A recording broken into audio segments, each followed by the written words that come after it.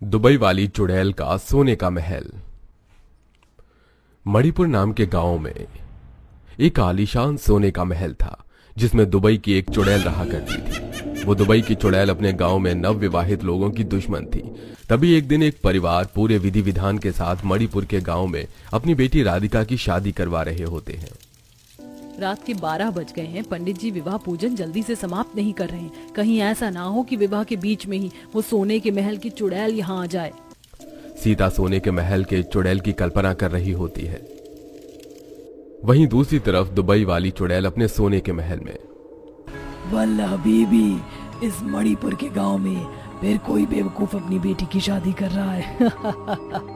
नहीं छोड़ूंगी, इस शादी के जोड़े को भी नहीं छोड़ूंगी। वल्लाह बीबी, हम नहीं छोड़ेंगे तुम्हें कभी भी। पंडित विवाह पूजन समाप्त ही करने वाला होता है कि तभी शानिया उड़ते हुए जाकर पंडित के हाथों को पकड़ लेती है। क्यों रे टकले, तेरी हिम्मत कैसे हुई इस गांव में विवाह पूजन करने की? अपनी जान तुझे प्यारी नहीं है क्या टकले? अरे अरे कौन हो तुम? अरे छोड़ो मुझे, मैं जा रहा हूँ, मुझसे गलती हो गई। गलती तूने की है टकले, पर इसका भुगतान इस दूल्हा दुल्हन को चुकाना पड़ेगा। अल्लाह बीबी, मैं खा जाऊंगी तेरी भी बीवी। शानिया उड़ते हुए दूल्हा दुल्हन को मंडप से उड़ाकर अपने सोने के महल में ले जाती है। आप कौन है? आपके कपड़े देखकर तो लगता है कि आप दुबई की हैं, पर आप हमारे इस मणिपुर के गांव में। सवाल जवाब क्या कर रही हो राधिका? हमारी जान खतरे में है, हम चुड़ैल के सामने खड़े हैं, हमें जाने दो। मूर्ख, तू अब मेरा शिकार बन चुका है। अब सोने के महल से अगर बाहर जाएगा तो वो सिर्फ तेरे शरीर का खून।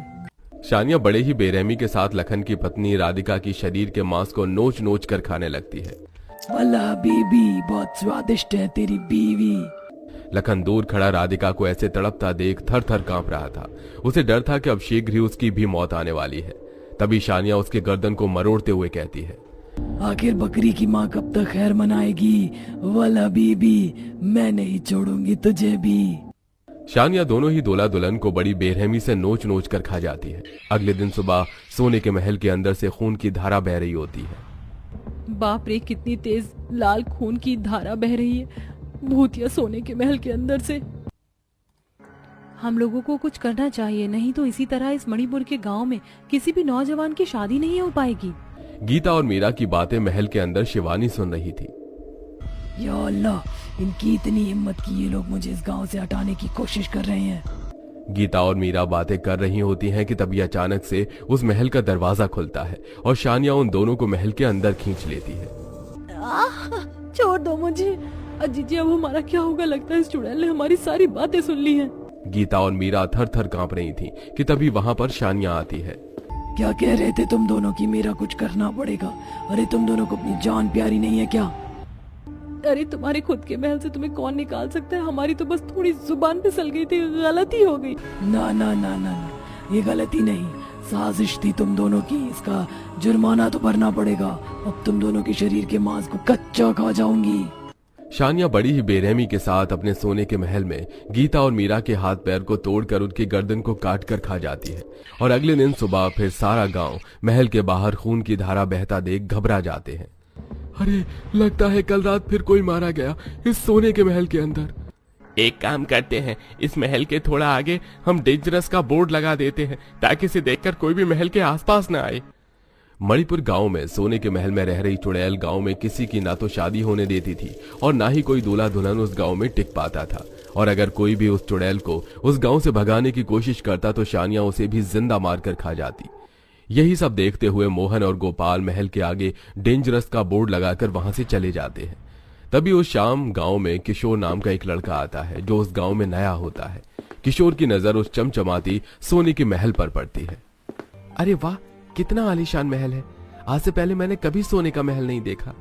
किशोर देखते ही देखते महल से इतना आकर्षित हो जाता है कि वो महल के दरवाजे तक पहुंच जाता है। रुको, वहां जाना नहीं, भूल से भी अंदर मत जाना। कौशल्या उसे रोकने की बहुत कोशिश करती है, लेकिन किशोर आकर्षित होता हुआ दरवाजे के पास पहुंचता है और वो जैसे ही दरवाजे को छूता है शानिया उसको महल के अंदर खींच लेती है। 2005, 2005 ये लगाकर इस महल में, ये 2005वीं मौत है। हे कृष्ण, इस पापी महल का अब नाश कर, नहीं तो इस गांव में ऐसे ही निर्दोष अपनी जान गंवाते रहेंगे।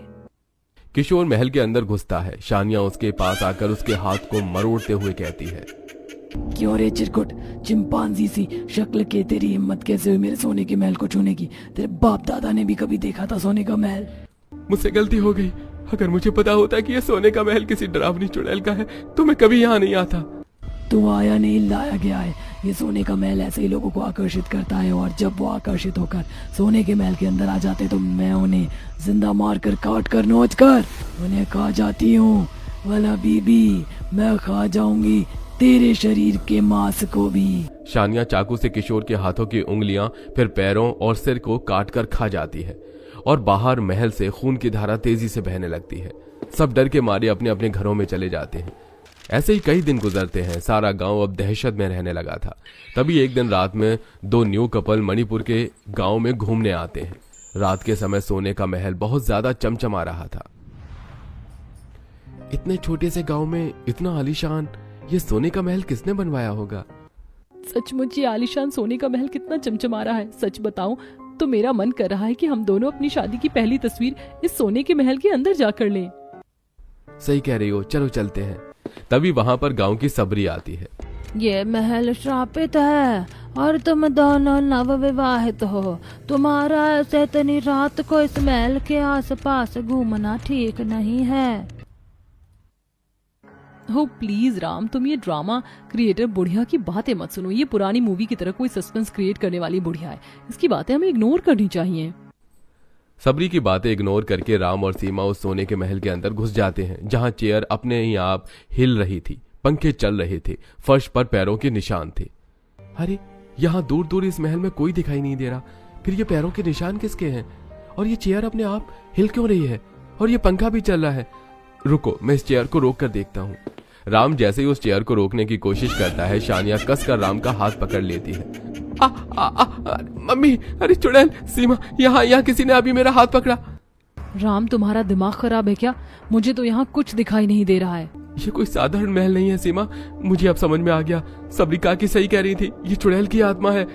अच्छा, तुम्हें मेरी बातों का यकीन नहीं होता तो तुम्हारे पीठ पीछे लगे उस शीशे में देखो। राम के कहने पर सीमा पीछे मुड़ती है और शीशे की ओर देखती है, जहां उसे राम के हाथ को पकड़े हुए एक चुड़ैल नजर आती है।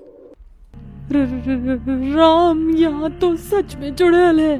वाला बीबी, अब जब तुम दोनों ने मुझे देख लिया है तो मैं तुम्हारे सामने आती हूँ।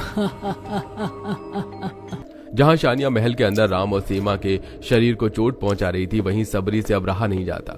वो दूसरे गांव से एक पूजनीय तांत्रिक को बुलाकर लेकर आती है और तांत्रिक महल के बाहर खड़ा होकर अपने तंत्र विद्या से महल को नियंत्रित करता है।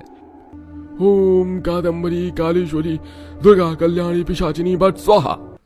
ये क्या हो रहा है? कोई मुझे नियंत्रण करने की कोशिश कर रहा है। जैसे जैसे मंत्रों की ध्वनि उस महल के अंदर जाती है, शानिया बौखलाने लगती है और छटपटाते हुए महल के बाहर आ जाती है। क्यों रे बुड्ढे तांत्रिक, तुझे अपनी जान प्यारी नहीं है? कौन है तू? तेरे वेशभूषा से तो नहीं लगता कि तू इस गांव की है। हाँ, नहीं हूँ इस गांव की, लेकिन मैं यहाँ किसी को नहीं छोड़ूंगी। तू ऐसे नहीं मानेगी। तांत्रिक पवित्र जल का छिड़काव चुड़ैल के ऊपर करता है। मैं निर्दोष हूँ। इतने निर्दोष लोगों को मारकर खुद को निर्दोष बताती है। क्यों कर रही है ये सब? जल्दी बता, नहीं तो अभी दिव्य शक्ति से तेरे सोने के महल को भस्म कर दूंगा। नहीं, मैं बताती हूँ। एक समय की बात है जब मैं दुबई से इस गांव में एक लड़के से शादी करके आई थी। मैंने अपने दम पर यहाँ सोने का महल खड़ा किया, लेकिन एक हादसे में मेरे पति मर गए, जिसके बाद ये गांव वाले मुझे मारने पीटने लगे ताकि मैं ये गांव छोड़कर यहाँ से चली जाऊं और ये गांव वाले मेरे सोने के महल को हड़प लें। लेकिन जब मैं अपनी जिद पर अड़ी रही तो इन्होंने मेरा गला घोंटकर मुझे मार दिया। तेरा संसार जिस खानदान ने उजाड़ा, उस खानदान के पूर्वज तो कब के मर चुके, लेकिन अब तू नई पीढ़ियों को क्यों परेशान कर रही है? आखिर उनकी क्या गलती है? अगर तू चाहती है कि तुझे तेरे पति का साथ हमेशा मिले तो मैं तेरे लिए एक पूजा कर देता हूँ, ताकि तुम दोनों को मोक्ष की प्राप्ति हो और तुम दोनों अगले जन्म में फिर से एक दूसरे के जीवन साथी बनो। क्या सच में? अगर सच में मुझे मेरा प्यार फिर से मिल सकता है तो मुझे आपकी बात मंजूर है। तांत्रिक पूजा आरंभ करता है, जिसके बाद शानिया को मोक्ष की प्राप्ति हो जाती है। गांव के लोग भी चैन की सांस लेते हैं और अब उस सोने के महल की जगह पर एक गौरी शंकर का मंदिर बना दिया जाता है।